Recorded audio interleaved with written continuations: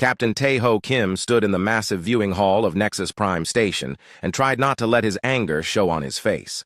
Around him, aliens from dozens of different worlds pointed at the human ships floating outside and laughed. Their laughter echoed through the chamber like the sound of breaking glass. The Galactic Trade Consortium held these meetings every month.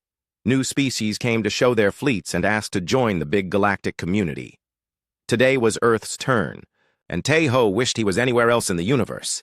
"Look at those ugly metal boxes," said Commander Veltar, a tall blue alien with 4 arms. His voice was loud enough for everyone to hear. "Do the humans really think those old ships can fly with the rest of us?" More laughter filled the room. Tae-ho kept his hands behind his back and squeezed his fingers tight. Next to him, Admiral Eugene Park stood calm and quiet. She had warned him this would happen. The aliens always made fun of new species, especially ones that looked different from them. "Their ships burn chemicals to move," said another alien with a long snake-like neck. "We stopped using such old ways 10,000 years ago. How did these primitives even get to space?" The human fleet outside the station was small. 3 cruiser ships and 1 support vessel. They looked rough and simple next to the smooth, glowing ships of the other species.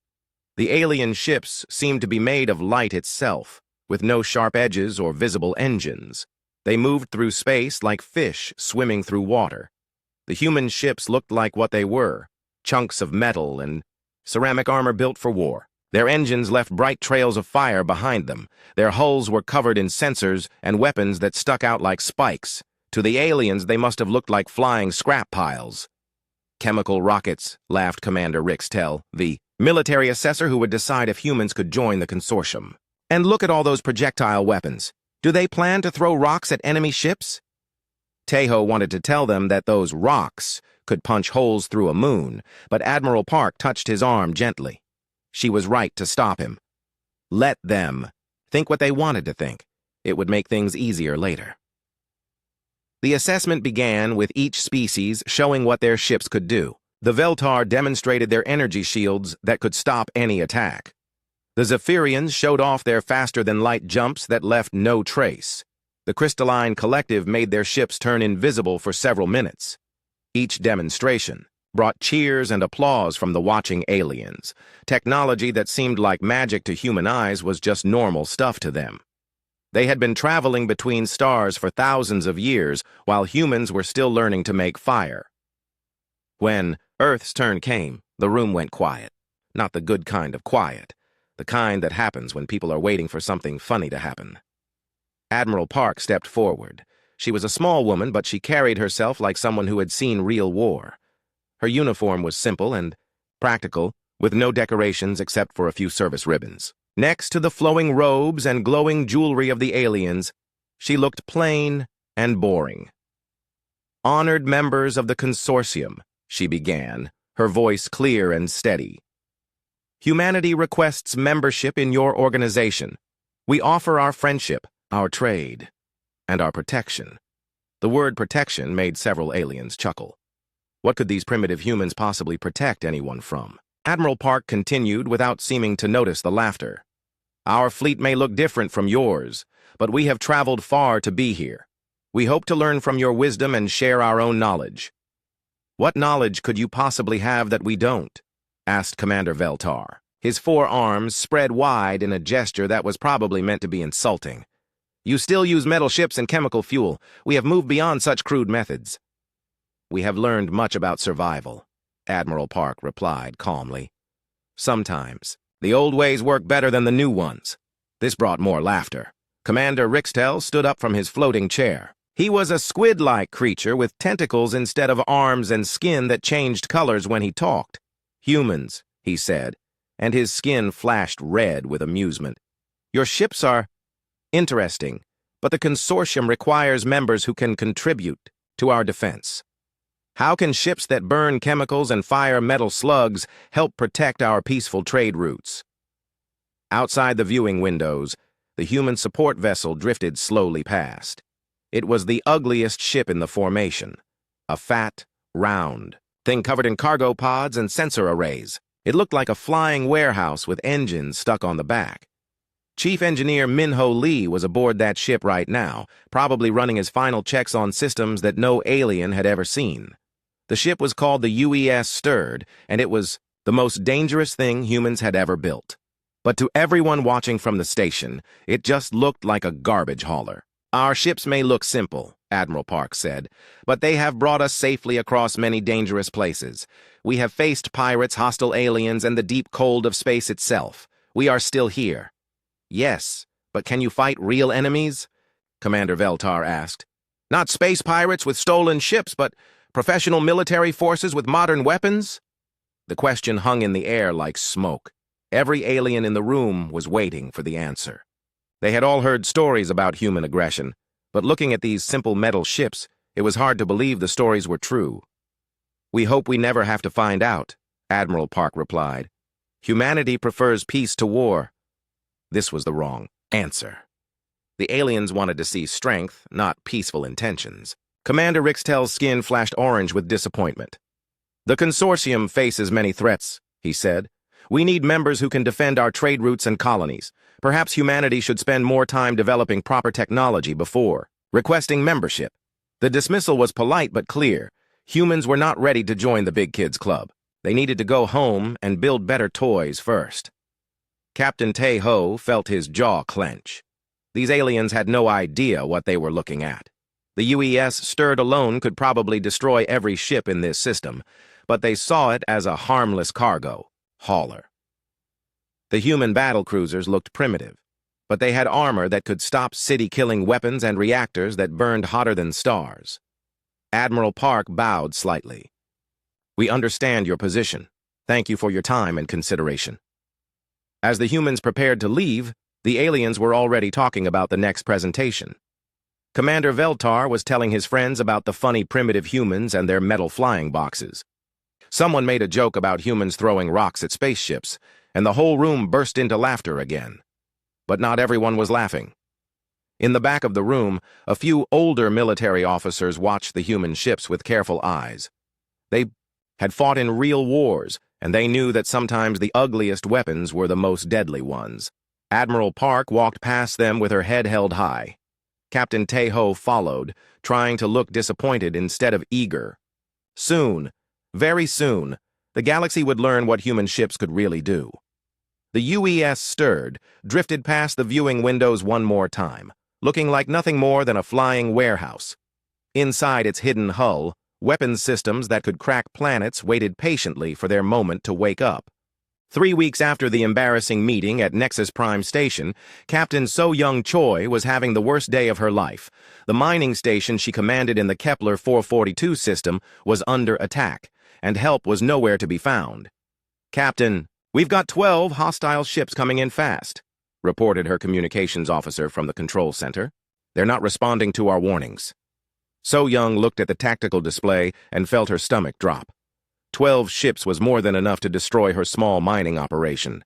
The station had defensive weapons, but they were designed to scare off single pirates, not fight a real battle. "What type of ships?" she asked, though she already knew the answer would be bad. "Hegemony assault cruisers," came the reply. "Military grade. They're broadcasting on all channels, saying this system belongs to them now." The Hegemony was one of the older alien powers in this part of the galaxy. They had been expanding their territory for decades, taking over systems that other species couldn't defend properly. Usually they picked on weak colonies that had no military support. Today, they had picked on humans. So-Young activated the emergency beacon and sent a distress call across subspace. Every human ship within 50 light years would receive the message. But the closest Earth Defense Force patrol was days away. By then, the mining station would be space dust. "Captain, incoming transmission from the Hegemony fleet," her communications officer said. "They want to talk." The main screen flickered to life, showing the bridge of a Hegemony cruiser. War Commander. Dexaval sat in his command chair like a king on his throne. He was a tall, thin alien with gray skin and eyes that glowed red in the darkness. His species had evolved from predators, and it showed in every line of his body. "Human," he said, his voice full of contempt. "I am War Commander Dexval of the Hegemony 3rd Fleet. You are trespassing in our territory." This system was claimed by Earth Colony Services 6 months ago, So Young replied, trying to keep her voice steady. We filed all the proper paperwork. With the Galactic Consortium, Dexval laughed, showing rows of sharp teeth. The Consortium has no power here. This is the frontier, where only the strong survive. Your little mining operation ends today. Behind him, other hegemony officers were busy working at their stations. So Young could see weapons being charged and targeting systems coming online. These aliens weren't here to negotiate. They were here to take what they wanted and eliminate any witnesses. We have sent a distress call, So Young warned. Earth Defense Forces are coming. Yes, we intercepted your message, Dexval replied, still grinning. We know exactly who is coming to save you. 3 old cruisers and a cargo ship. We are so frightened. The screen switched to show the tactical situation from space. The hegemony ships were moving into attack formation around the mining station. Their sleek, dark hulls reflected the light of the system's star. Energy weapons glowed along their sides like angry eyes. So Young had seen hegemony ships before, but never this many at once. Each cruiser was twice the size of a human battleship, and packed with technology that could tear through steel like paper. Their shields could stop nuclear weapons, and their energy cannons could vaporize entire city blocks. Against such a force, her mining station's defenses were less than useless. But War Commander Dexval wasn't satisfied with just destroying the humans. He wanted to make an example of them. The attack was being broadcast across subspace channels to other alien species. Anyone with the right equipment could watch the battle unfold in real time. Citizens of the galaxy, Dexval announced on the public channel. Today, you will see what happens to primitives who dare to claim territory beyond their reach. The humans thought their metal ships could protect them. They were wrong. The broadcast was picked up by news services, military observers, and civilian channels across dozens of worlds. Within minutes, thousands of aliens were tuning in to watch the show. Many of them had seen the humans get rejected by the consortium just weeks before. Now they would see those same humans get crushed by superior technology. On the hegemony flagship, War Commander Dexval was enjoying the attention. His species valued strength above all else, and public victories brought great honor. Destroying a human outpost on live broadcast would make him famous across the hegemony worlds.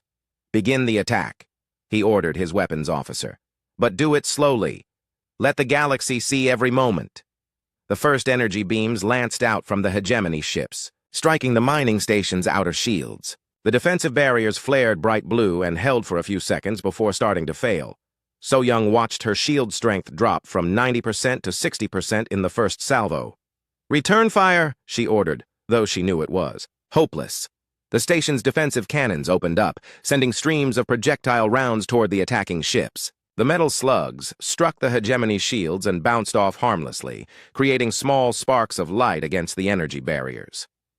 War Commander Dexval laughed at the pathetic display. Look how they fight with crude weapons, throwing metal at energy shields. These humans truly are primitives. The second volley from the hegemony ships was stronger. Energy beams punched through the station's failing shields and struck the outer hull. Explosions blossomed along the mining platform's surface as storage tanks and equipment modules were vaporized. So Young felt the station shake under her feet. Emergency alarms were screaming throughout the complex, and damage reports were flooding in from every section. They might last another 10 minutes if they were lucky, but then something changed on the tactical display. 4 new contacts had just dropped out of faster-than-light travel at the edge of the system. The computer identified them as human ships, 3 cruisers and 1 support vessel. The cavalry has arrived, someone said from the communications station. War Commander Dexval looked at the new arrivals, and his grin got even wider. Perfect timing. Now we can destroy them all at once. The human ships were exactly what the intelligence reports had described. 3 boxy cruisers with thick armor and primitive weapons, plus 1 fat cargo hauler that looked like it might fall apart on its own. Against 12 modern hegemony assault cruisers, they didn't stand a chance. Captain Taeho Kim was commanding, the lead cruiser. So Young had met him once at a military briefing. He was a good officer, but his ships were outnumbered 4-to-1 by enemies with superior technology. This would be a massacre. Human ships, War Commander Dexval broadcast. on an open channel. You are outgunned and outnumbered. Surrender now, and we will give you quick deaths." "Negative," came the reply from Captain Tejo. "Earth Defense Forces do not surrender." The response sent ripples of amusement through the watching alien audiences. These humans were brave, but bravery without strength was just stupidity. The galaxy was about to learn an important lesson about what happened to species that refused to know their place. War Commander Dexval split his fleet into 2 groups. 8 ships would continue attacking the mining station while 4 moved to intercept the human rescue force. It was overkill, but he wanted to make sure the humans were completely destroyed. "Begin attack on the human ships," he ordered. "Show the galaxy what real power looks like." The 4 hegemony cruisers that had been assigned to deal with the humans moved into position. Their energy weapons began charging, creating an ominous glow along their hulls. In a few minutes, they would open fire and turn the human ships into expanding clouds of debris.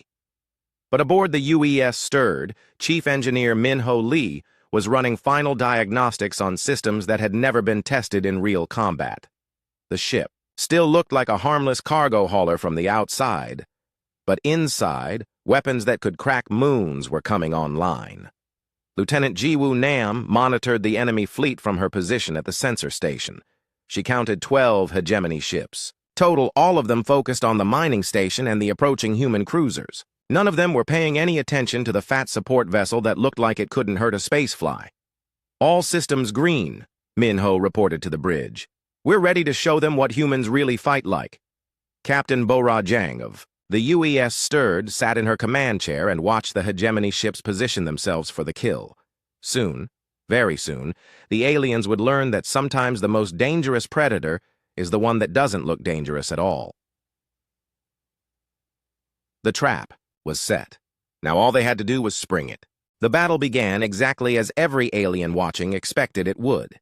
The hegemony ships opened fire with their advanced energy weapons, and the human cruisers started taking damage immediately. Captain Dong-hyun Yu commanded the Earth cruiser Defiant, and he was playing his part perfectly. His ship shook under enemy fire as energy beams struck the thick armor plating. Sparks flew from control panels, and damage alarms screamed throughout the bridge. "Hull breach on Deck 7, reported Engineer Ha Nul Kim over the communications system. "We're losing atmosphere fast." "Seal it off," Dong-hyun ordered, making sure his voice sounded appropriately desperate. "Route power from non-essential systems to the shields." Across the galaxy, alien viewers watched the human ships get pounded by superior firepower. The 3 Earth cruisers were fighting back, but their primitive projectile weapons couldn't penetrate the hegemony energy shields. It looked like a completely one-sided battle. War Commander Dexval was enjoying every moment of it. His 4 ships had the humans completely outmatched, and he was making sure the beating lasted as long as possible. Each successful hit brought cheers from his crew and admiring comments from aliens watching the broadcast. "Look how they struggle," he announced for the benefit of his audience. "These primitive humans think metal armor can protect them from modern weapons. They are learning a painful lesson." The human cruiser Defiant took another direct hit, and this time the damage looked serious. Emergency escape pods began launching from the ship as sections of the hull caught fire. Captain Dong-hyun was evacuating non-essential personnel, making it look like his ship was about to break apart. But Admiral Eugene Park, watching from the cruiser Seoul, knew better. Every move the human ships made was part of a carefully planned strategy. They were not trying to win this battle. They were trying to position the enemy for what came next. "All ships begin withdrawal pattern Delta," she broadcast on a frequency the hegemony could intercept. "We cannot hold against their superior firepower." The human ships started to pull back, firing rear weapons to cover their retreat. To the watching aliens, it looked like a standard fighting withdrawal by a force that had been beaten. The hegemony ships followed, keeping up their attack and driving the humans away from the mining station. War Commander Dexval was delighted. Not only was he destroying the human rescue force, but he was doing it in front of the entire galaxy. His reputation would grow tremendously after this victory. "Pursue them," he ordered his fleet. "Do not let a single human ship escape. The galaxy must see that challenging the hegemony leads to total destruction." The chase led deeper into the asteroid field that surrounded the mining station. The human ships weaved between the floating rocks, using them for cover as they continued their retreat. The hegemony vessels followed confidently, their superior sensors and shields making the asteroids no threat at all. What the aliens didn't realize was that they were being herded into a carefully prepared killing zone. Aboard the UES Stirred, Captain Bora Jang watched the tactical display with satisfaction. The support vessel was still playing its role as a harmless cargo hauler, drifting slowly behind the other human ships and apparently trying to stay out of the fighting. "Enemy ships are moving into position," reported Tactical Officer Hei Wan Song. "All stealth systems are functioning normally. They still think we're just a supply ship." The Stirred looked like it was barely keeping up with the other human vessels. Its engines seemed to be struggling, and it was falling further behind with every minute. To the hegemony commanders, it appeared to be exactly what it seemed. A slow, fat cargo hauler that had no business being in a war zone. But inside the ship's heavily armored hull, weapons systems that the galaxy had never seen were coming online. Chief Engineer Minho Lee ran final checks on the gravity manipulation drives, while Weapons Officer Kyung Soo Han brought the kinetic bombardment arrays to full power. "All weapons ready," Kyung Soo reported. "Waiting for your command, Captain." "Not yet," Bora replied. "Let them get closer. We only get one chance at this." The human cruisers continued their retreat, taking more and more damage as the hegemony ships closed in for the kill. The Defiant was trailing atmosphere and debris, looking like it might break apart at any moment. The other two cruisers were, in similar condition, their armor scarred and blackened by energy weapon impacts. Communications Officer Jae-hyuk Shin was monitoring all the alien broadcast channels. The commentary from the various species was exactly what they had expected. Everyone was talking about how the primitive humans were getting exactly what they deserved for challenging their betters. "The humans fought bravely," one commentator was saying, "but bravery cannot overcome superior technology. This is why species should know their place in the galactic order."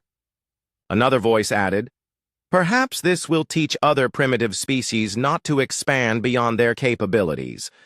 The hegemony is doing the galaxy a service by removing these troublemakers." War Commander Dexval was broadcasting his own commentary as the battle continued. "Citizens of the galaxy, you are witnessing the fate of all who challenge the natural order. The strong rule and the weak serve or die. Today, the humans learn this eternal truth." His ships had the human cruisers surrounded now, pouring fire into them from multiple directions. The Earth vessels were barely fighting back, their weapons systems apparently failing under the constant bombardment. It would be over soon. But then War Commander Dexval noticed something strange. The human ships weren't retreating randomly. They were moving in a specific pattern, as if they were trying to lead his fleet somewhere particular. For a moment, he wondered if this might be some kind of trap. Then he looked at his tactical display and dismissed the thought. What kind of trap could 3 damaged cruisers and a cargo hauler possibly set? The humans had no reinforcements coming, no hidden weapons, no secret allies. They were beaten, and they knew it. "Final attack," he ordered his ships. "Destroy them, all." The hegemony vessels moved in for the killing blow, concentrating their fire on the most damaged human cruiser. The Defiant took hit after hit, its hull glowing red-hot from energy weapon impacts. Captain Dong-hyun played his part perfectly, broadcasting desperate damage reports that made it sound like his ship was seconds away from exploding. In the background, the UES Stirred continued to drift along like a lost whale. The hegemony ships had long since stopped paying attention to it. After all, what threat could a slow cargo hauler possibly pose to military cruisers? Navigation Officer Sung-min Choi was tracking the positions of all the enemy ships. They were exactly where Admiral Park wanted them, clustered together in pursuit formation, focused entirely on the retreating human cruisers, perfect targets for what was about to happen. "Enemy fleet is in optimal position," Sung-min reported to Captain Bora. "All ships are within effective range." Bora looked at her command display one last time. 12 hegemony assault cruisers, all of them concentrating their firepower on 3 human ships that they thought were helpless. The aliens had no idea that they were about to learn the most important lesson in human military doctrine. "Always watch the quiet ones. All stations, this is the captain," Bora announced over the ship's internal communications. The Stirred has been sleeping long enough. It's time to wake up. Chief Science Officer Yoonji Lim activated the gravity manipulation, systems that would trap the enemy fleet in place. Engineer Minho Lee brought the main reactors to full combat power. Weapons Officer Kyung-Soo Han targeted every hegemony ship in the formation. The UES Stirred had pretended to be harmless for long enough. Now it was time to show the galaxy what human weapons could really do. War Commander Dexval was about to learn that humans didn't just build ships, they built nightmares. The transformation of the UES Stirred was like watching a sleeping dragon wake up. One moment it was a fat, harmless cargo hauler drifting slowly through space. The next moment, armor plating across its hull began to retract with mechanical precision. Hidden weapon ports opened like hungry mouths. Systems that had been concealed for months finally revealed themselves to the galaxy. War Commander Dexval was the first to notice something was wrong. He had been focusing on the final destruction of the human cruisers when his tactical officer made a sound of confusion. "Sir, the human cargo ship is changing." Dexval looked at his tactical display and felt a cold chill run through his body. The ship that had been designated as a harmless support vessel was showing new energy readings. Massive power spikes were coming from multiple locations across its hull. Weapons systems that shouldn't exist were coming online.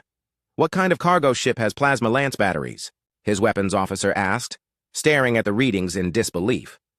Before Dexval could answer, Chief Science Officer Yoonji Lim aboard the Stirred activated the gravity manipulation systems. Invisible fields of twisted space-time reached out from the human ship and wrapped around the hegemony fleet like chains made of physics itself. Suddenly, the alien ships couldn't move. Their engines strained against forces that their science couldn't understand. Ships that had been closing in for the kill found themselves locked in place, trapped in a web of artificial gravity that held them as surely as steel bars. "What's happening?" Dexval shouted at his navigation officer. "Why can't we maneuver?" "I don't know, sir. Our engines are working, but we're not moving.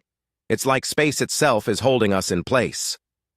Across the hegemony fleet, similar conversations were taking place. 12 of the most advanced warships in this part of the galaxy were suddenly helpless, caught in a trap they didn't understand. Their energy shields were still working, their weapons still functional, but they couldn't move to use them effectively. Captain Bo-Ra Jang of the UES Stirred stood up from her command chair and smiled. It was not a nice smile. "Target all enemy vessels," she ordered Weapons Officer Kyung-Soo Han. "Show them what human engineering can do." The first kinetic bombardment round left the Stirred's main gun at 15% of light speed.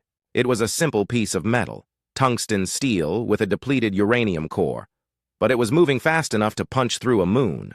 The round struck the lead hegemony cruiser's energy shield and went through it like it wasn't there. Energy barriers. That could stop nuclear weapons might as well have been soap bubbles against a projectile moving at relativistic speeds. The tungsten slug punched through the alien ship's hull, traveled the entire length of the vessel, and exited through the rear, leaving a perfectly round hole behind. For a moment, nothing seemed to happen. Then atmosphere began venting from both ends of the hole, carrying debris and frozen alien bodies into space. Emergency lights flickered along the ship's hull as internal systems failed. The mighty hegemony cruiser was dying, killed by a simple metal rod moving very, very fast. War Commander Dexval watched in horror as his flagship's sister ship broke apart. "How is this possible? Our shields can stop anything." "Not this," said Captain Bo-Ra over the open communications channel. "Your shields stop energy weapons, but humans prefer kinetic kill vehicles. Mass times velocity equals dead aliens." The second kinetic round took out another hegemony ship, punching through its hull with the same devastating efficiency. The third round passed through 2 ships at once, the tungsten slug maintaining enough velocity to destroy multiple targets. "Return fire!" Dexval screamed. "Destroy that ship!" The remaining hegemony vessels opened up with everything they had. Energy beams lanced out toward the UES Stirred, enough firepower to vaporize a small moon. But the human ship didn't just have surprising weapons, it also had defenses the aliens had never seen. The Stirred's kinetic point defense systems came online. Thousands of small metal slugs fired out from the ship's hull, moving fast enough to intercept the incoming energy beams. When high-speed projectiles collided with concentrated energy, the beams scattered and dispersed harmlessly. "Impossible," whispered the hegemony weapons officer. "They're shooting our energy weapons out of space." But the real surprise was still coming. Gunnery Chief In-suk Park activated the stirred's secondary weapons, systems based on technology that the galaxy had never imagined. Gravity manipulation didn't just work for trapping ships, it could also be used to crush them. Focused gravity waves reached out from the human ship and wrapped around one of the hegemony cruisers. The alien vessel's hull began to buckle as artificial gravitational fields compressed it from all sides. Metal screamed and twisted as forces equivalent to a black hole's gravity squeezed the ship like a tin can. The hegemony cruiser imploded, its hull collapsing in on itself until it became a dense ball of twisted metal and compressed alien bodies. Where once there had been a mighty warship, now there was only a sphere of debris the size of a basketball. "This is not possible," Dexval said, his voice breaking. "Gravity manipulation is theoretical. No one has ever built working systems." "No one you know about," replied Admiral Eugene Park from the cruiser Seoul. Her ship had stopped its fake retreat and was now moving to support the stirred. "Humans have been working on this technology for decades. We just never told anyone about it." The truth was even worse than the aliens realized. The 3 human cruisers that had been taking such heavy damage suddenly revealed that their destruction had been carefully staged. Hidden armor plating slid back into place, concealing the cosmetic damage that had made them look helpless. Weapons systems that had been powered down came back online. Captain Dong Hyun Yu of the Defiant opened fire with his ship's real weapons, not the primitive projectile guns the aliens had been laughing at, but plasma cannons that burned hotter than stellar cores. The energy beams tore through hegemony shields like tissue paper, proving that humans had mastered energy weapons too. "You let us think you were primitive," Dexval said, understanding flooding through his voice. "This was all a deception." "The best kind," Admiral Park replied. "We let you see exactly what you expected to see. Old ships, primitive weapons, inferior technology. You never bothered to look deeper." Engineer Hanul Kim aboard the Defiant was no longer reporting fake damage. Instead, she was coordinating with the other human ships to demonstrate the full extent of their hidden capabilities. Point defense systems that could stop energy weapons, armor that could absorb nuclear explosions, reactors that generated more power than some small stars.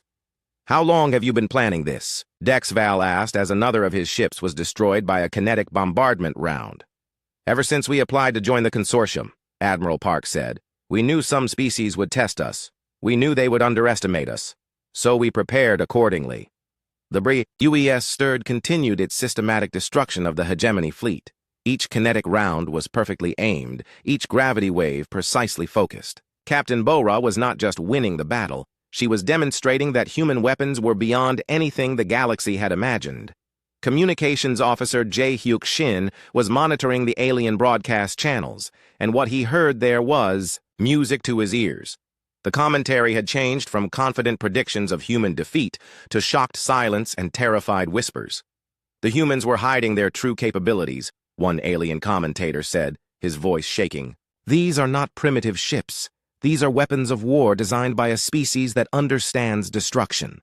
Another voice added, "We should have listened to the intelligence reports. Humans evolved from predators.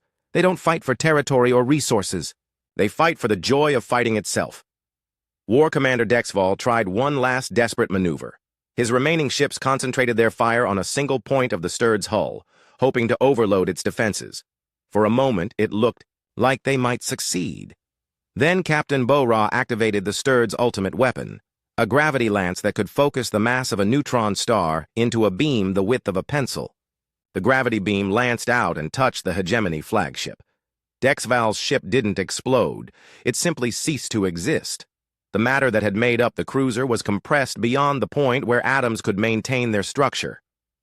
In an instant, a ship the size of a city block became a mote of super-dense matter that flickered and vanished. War Commander Dexval's final transmission was a warning that would echo across the galaxy. They are not what they seem. The humans are not primitives. They are something else, something worse. The silence that followed was broken only by the sound of the UES Stirred's weapons powering down. The battle was over, and humanity had revealed its true face to the galaxy. It was a face that would give aliens nightmares for generations to come. What happened next was not a battle. It was a demonstration of what happens when prey animals evolve into apex predators and then build starships. The UES stirred, moved through the trapped hegemony fleet like a shark swimming through a school of fish. Each movement was precise, calculated, and absolutely lethal. Captain Bo-Ra Jang had turned her ship into an instrument of systematic destruction, and she was playing a symphony of death that would be remembered across the galaxy. "Target the command ship first," she ordered Gunnery Chief In Suk Park. "Let's see how brave their war commander really is." The gravity lance fired again, this time set to a lower power setting. Instead of completely destroying War Commander Dexval's flagship, it simply crushed the bridge section into a ball of twisted metal. The alien commander's screams cut off abruptly as his command center was compressed into a space the size of a basketball. "Bridge is gone, but the ship is still functional," reported Tactical Officer Hae-Won Song. "Multiple secondary command centers are trying to take control." "Not for long," Bo-Ra replied. The Sturd's kinetic bombardment system fired a spread of tungsten rods at the crippled hegemony flagship. Each projectile was aimed at a different section of the ship: engineering, weapons control, life support, communications. The relativistic slugs punched through the alien vessel like needles through cloth, systematically destroying every important system. The flagship died slowly, section by section, as its crew realized that nowhere on the ship was safe from the human weapons. Emergency escape pods began launching, but even those weren't safe. The Sturd's point defense systems tracked each pod and destroyed them with precise bursts of kinetic fire. "No survivors," Captain Bo-Ra announced over the open channel. "Let the galaxy understand what happens to species that attack human colonies." Across the alien worlds watching the broadcast, the commentary had changed completely. Where once there had been laughter and mockery, now there was only terrified silence. The humans were not just winning. They were methodically exterminating their enemies with weapons that seemed to come from nightmares. Navigation Officer Sung-Min Choi was coordinating the attack with the other human ships. The three cruisers that had been playing dead were now revealing their own hidden capabilities. Captain Dong-Hyun Yu of the Defiant demonstrated that human plasma weapons could burn through any known shield technology. "Plasma temperature is holding steady at 15 million degrees, reported engineer Han-Nul Kim. "That's hot enough to fuse iron into heavier elements." The Defiant's plasma cannons fired, and another hegemony cruiser simply evaporated. The alien ship's hull, armor, crew, and internal systems were converted into superheated gas in less than 2 seconds. Where once there had been a warship, now there was only an expanding cloud of ionized particles, but the worst was yet to come. Chief Science Officer Yoon-ji Lim had been experimenting with the gravity manipulation systems, and she had discovered something interesting. Gravity waves could do more than just trap ships or crush them. They could also be used to tear them, apart from the inside. "Captain, requesting permission to test the resonance cascade system," Yoon-ji said from her science station. "Granted," Bo-Ra replied. "Let's see what it does to alien technology." The resonance cascade was a weapon that attacked the molecular bonds holding matter together. Gravity waves tuned to specific frequencies could make the atoms in alien hull materials vibrate until they simply fell apart. It was a weapon that turned solid matter into dust without generating any heat or explosive force. The gravity beam touched another hegemony cruiser, and the effect was horrifying to watch. The ship's hull began to dissolve from the point of contact, outward as if it were made of sand in a windstorm. Armor plating, internal bulkheads, equipment, and crew members all crumbled into their component atoms. In less than 30 seconds, a ship that had taken decades to build was reduced to a cloud of loose atoms drifting through space. The crew didn't even have time to scream before their bodies dissolved into their basic elements. "What kind of monsters are these humans?" whispered an alien commentator on one of the broadcast channels. "They have weapons that unmake matter itself." War Commander Dexval, now trapped in one of his ship's secondary command centers, tried desperately to contact his remaining vessels. Half his fleet was already destroyed, and the humans showed no signs of slowing down. If anything, they seemed to be enjoying the slaughter. "All ships, concentrate fire on the human support vessel," he ordered. "It's the source of their gravity weapons. Destroy it at all costs." The remaining hegemony ships tried to follow his orders, but they were still, trapped by the gravity fields that held them in place. Their energy weapons could rotate and fire, but they couldn't maneuver to bring their full firepower to bear on the stirred. The human ship simply absorbed the energy attacks with its kinetic point defense systems. Thousands of tiny projectiles intercepted the incoming beams, dispersing them harmlessly into space. It was like trying to fight a hurricane with a water pistol. Weapons Officer Kyung-Soo Han was methodically working his way through the trapped alien ships, using different weapons on each one to test their effectiveness. The kinetic bombardment system could punch through any armor. The gravity lance could crush or disintegrate targets. The plasma cannons could vaporize entire sections of hull. But humans had even more surprises waiting. "Activating the quantum disruption field," announced Chief Engineer Min-Ho Lee. "Let's see how their shield technology handles this." The quantum disruption field was humanity's answer to energy-based defenses. It worked by disrupting the quantum vacuum that energy shields used for power. When the field activated, every hegemony shield in the area simply stopped working. "Impossible," gasped Dexval's science officer. "They've somehow neutralized our defensive systems. The shields are down on all ships." With their energy barriers gone, the alien ships were completely helpless. The human cruisers opened fire with conventional weapons, and the hegemony vessels began exploding one after another. Without shields to protect them, their hulls were as fragile as eggshells. Captain Tae-ho Kim of the lead cruiser was particularly thorough in his destruction. His ship's weapons targeted the alien vessel's reactor cores, causing massive internal explosions that tore the ships apart from within. The space around the mining station was soon filled with expanding fireballs as hegemony cruisers died in. Nuclear fire. Communications Officer Jae-hyuk Shin was recording everything for the historical archives. This battle would be studied by human military academies for generations to come, not just as an example of tactical superiority, but as a demonstration of what happened when humanity was forced to reveal its true nature. "Sir, we're receiving surrender requests from the remaining hegemony ships," Jae-hyuk reported. Captain Bo-ra considered this for a moment. Accepting surrender would be the civilized thing to do. It would show the galaxy that humans could be merciful as well as deadly. But mercy was not the lesson the galaxy needed to learn today. "Negative," she replied. "No quarter given. These aliens attacked a human colony without provocation. They wanted to see human weakness. Instead, they'll serve as an example of human strength." The systematic destruction continued. Each remaining hegemony ship was destroyed using a different method, as if the humans were conducting a scientific experiment on the most efficient ways to kill spacefaring aliens. The gravity lance compressed one ship into a marble-sized sphere of super-dense matter. The resonance cascade turned another into drifting atomic particles. The plasma cannons vaporized a third so completely that not even debris remained. By the time the battle was over, 12 hegemony assault cruisers had been reduced to cosmic dust and expanding gas clouds. Not a single alien survivor remained. The human ships floated in the debris field like metal sharks surrounded by the bones of their prey.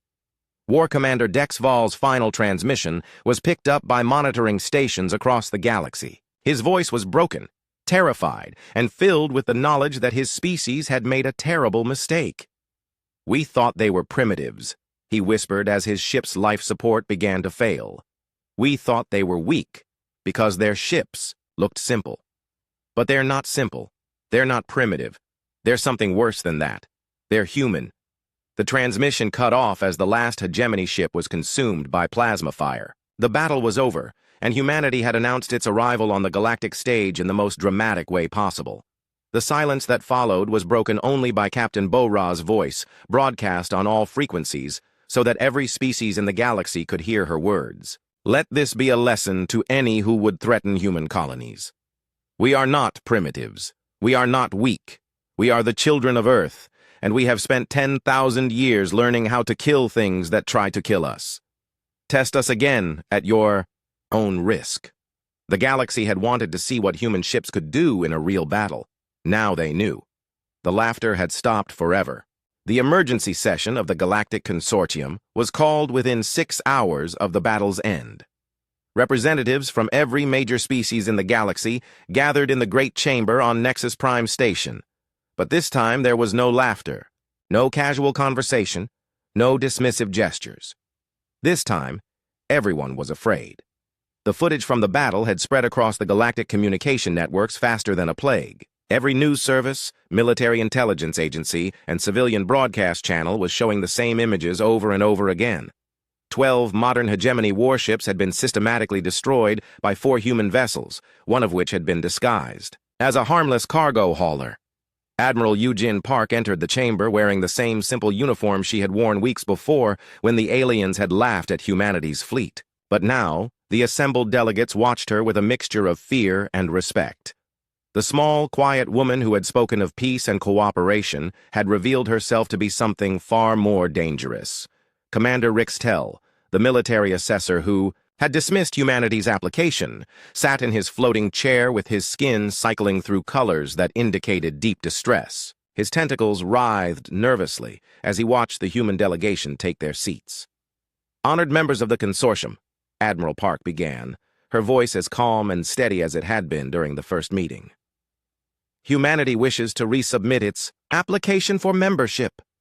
The chamber was completely silent. No one dared to laugh this time. Commander Veltar, the 4-armed alien who had mocked human ships so loudly before, raised one trembling appendage to speak. "Admiral Park, we have all seen the footage from the Kepler 442 system. We need to understand what we witnessed." "You witnessed humans defending themselves against unprovoked aggression," Admiral Park replied simply. "Nothing more, nothing less." "Those weapons," Commander Rixtel said, his skin flashing orange with anxiety. "Gravity manipulation, kinetic bombardment at relativistic speeds, quantum disruption fields.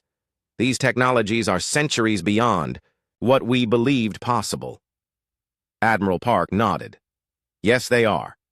Humanity has been working on advanced weapons research for quite some time. We simply chose not to share that information during our initial application." The admission sent ripples of nervous conversation through the chamber. Captain Tae-ho Kim, who had commanded the lead cruiser during the battle, stepped forward to address the assembly. "Members of the consortium, you judged our ships by your own standards. You saw metal hulls and chemical rockets, and you assumed we were primitive. But you never asked why a species would build such ships if they had access to better technology," he gestured to a holographic display that showed images of the human fleet. "Our ships look crude because they were designed for a specific purpose. We built them to survive in environments where energy-based technology fails. We built them to fight enemies who would underestimate their capabilities." A delegate from the Crystalline Collective, a species made of living mineral formations, spoke up. "You deceived us.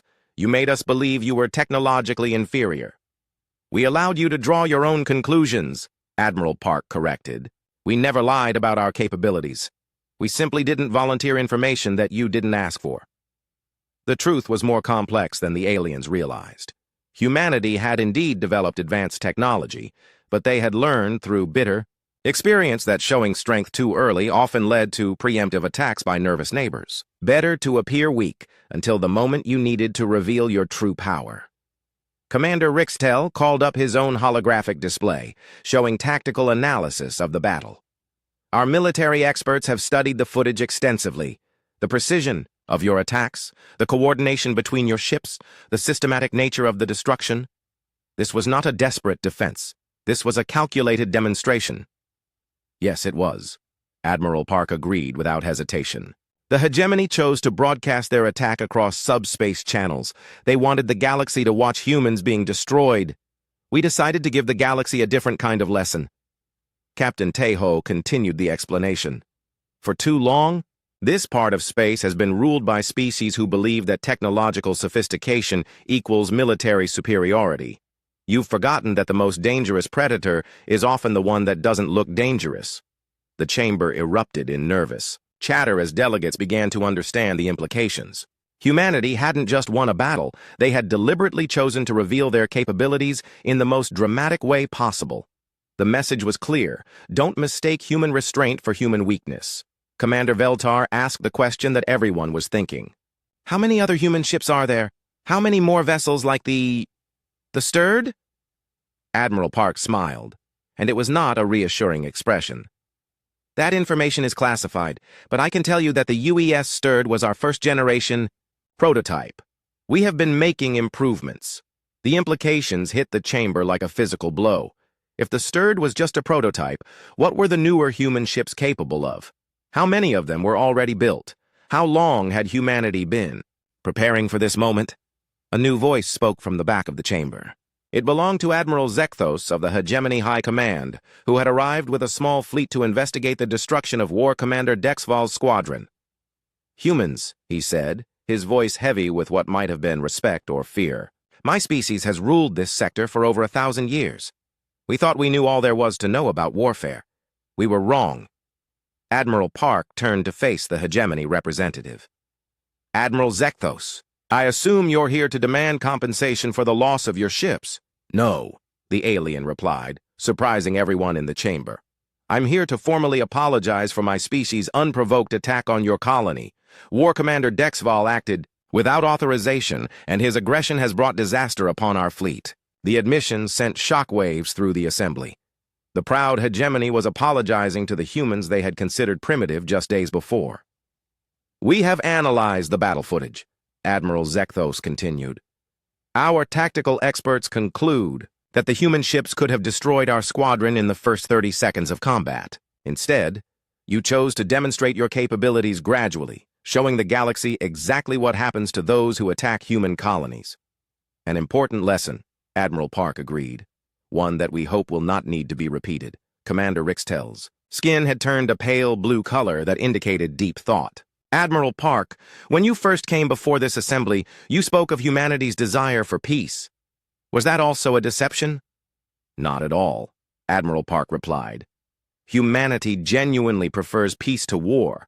We would rather trade than fight, cooperate than compete. But we have learned through 10,000 years of history that sometimes the only way to preserve peace is to be prepared for war." She gestured to Captain Tejo, who activated another holographic display. This one showed the true extent of humanity's space fleet. Not just the few ships they had revealed, but hundreds of vessels of all sizes, from scouts to battleships to things that defied easy classification. "We have spent centuries preparing for our entry into galactic civilization," Admiral Park explained. "We studied your histories, your technologies, your military doctrines. We learned that every species in this galaxy achieved their current status through strength, whether they admit it or not." The display showed human shipyards hidden in asteroid fields and hollow moons, manufacturing facilities that could produce weapons the galaxy had never imagined, research stations where human scientists pushed the boundaries of physics itself, creating new ways to destroy anyone who threatened human colonies. "So we prepared accordingly," Admiral Park continued. "We built ships that could match anything the galaxy might throw at us. We developed weapons that could defeat any known defense, and we waited to see what kind of reception we would receive." Commander Veltar's forearms were shaking as he processed the implications. "You've been planning this for centuries, all of it. The application to the consortium, the battle with the Hegemony, this demonstration of power." "Not exactly," Admiral Park replied. "We hoped for a peaceful welcome, but we prepared for the alternative. When the Hegemony attacked our colony, they gave us the perfect opportunity to show the galaxy who we really are." The chamber fell silent as the assembled delegates realized they were looking at the representatives of a species that had been playing a game none of them even knew existed. Humanity had entered galactic politics not as supplicants hoping for acceptance, but as conquerors choosing to be diplomatic. Commander Rixtel finally spoke, his voice barely audible. "What do you want from us?" "The same thing we wanted when we first applied," Admiral Park said. "Membership in the consortium, trade agreements, peaceful cooperation.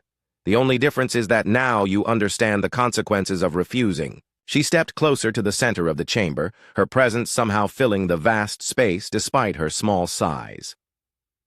"We are not here to conquer or destroy. We are here to take our place among the galactic community. But that place will be one of equals, not supplicants." Captain Tejo added the final piece of the message. "Every species in this chamber achieved their current status through strength. The Veltar conquered their neighbors until